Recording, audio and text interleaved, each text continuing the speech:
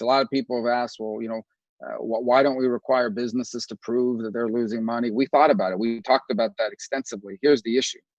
If I go in to apply and you tell me I need to see 3 months of financials to see if your revenues now are substantially down from what they used to be, my sense is larger, more sophisticated businesses will be able to do that. It gives the bankers more work, it's more delay, but they could do it.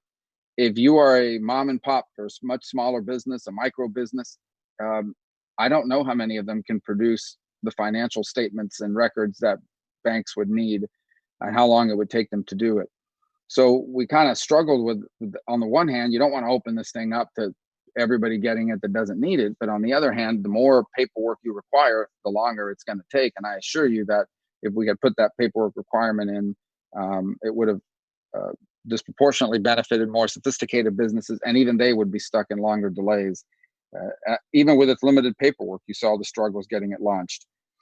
We settled on certification language that basically says you certify that you've been harmed and that the uncertainty of the moment requires you to get this. And so ultimately, look, if there are people out there abusing on this, they're making the same revenue as ever. There's no reason to believe that they won't continue. You can get in trouble for abusing the program. But yes, some may slip through the cracks in that regard. But the overwhelming majority of this is going to go to people who really need it, because basically the entire economy has been hit. It's hard to find a sector that's not been impacted.